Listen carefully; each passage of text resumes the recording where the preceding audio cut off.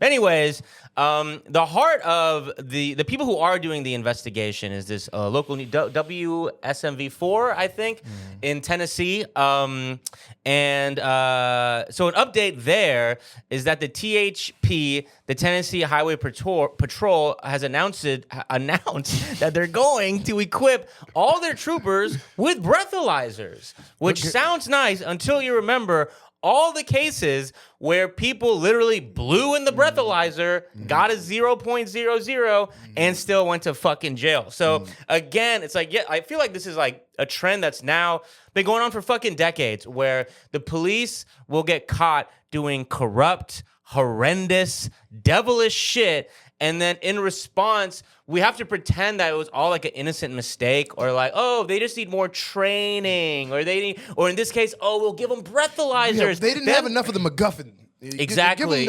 Once we give them the MacGuffin, everything will be. Then they won't make another simple mistake, innocent mistake, I will say. That's all that was missing. That was the final piece. Now policing is healed. Exactly. Right. And also, we're going to be giving them way more money to do this. That's the other part of it. That is, yeah. Yeah.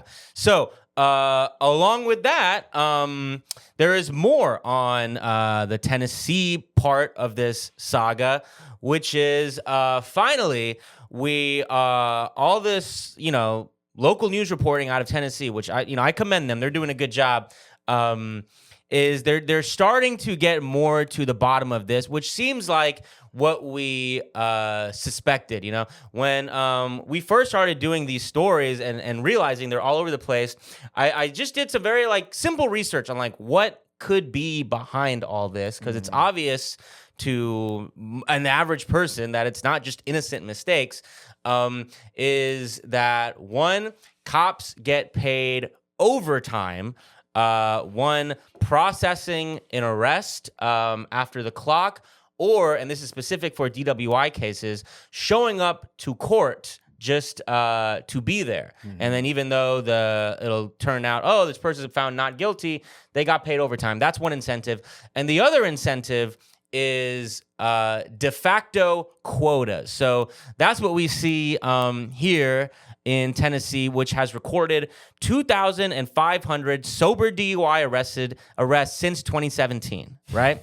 But now we have whistleblowers and former troopers coming out and saying that they have been pressured by their superiors to produce numbers for DUI arrests. And the reason is federal funding can be tied to you have all these programs about quote cleaning up the highways and things that probably, I mean, I'm not that jaded. I would say that programs that we can bet were in original good faith probably meant to do what they are saying to do.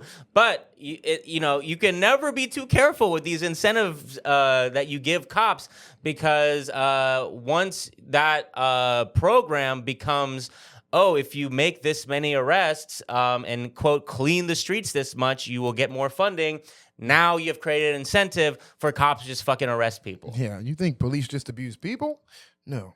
Also policies. Yeah. They fucking will find a way to corrupt, and it makes anything they do, even in the sense of supposed to be good, bad. Yeah.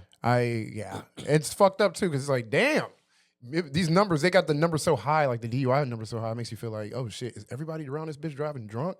Yeah. No, they're just arresting people. They're just making it look like faking crime statistics. That's bad. That's bad. It makes people think they live in a worse place than they do. And then, except for residents of Arizona, I believe, or is it Arizona or New Mexico? Albuquerque, in New Mexico, where their police was letting drunk drivers go so they could send them to their defense lawyer buddy, who was paying them to send them there. Yeah, so just all the wrong. Evil on every fucking part of the coin. God damn.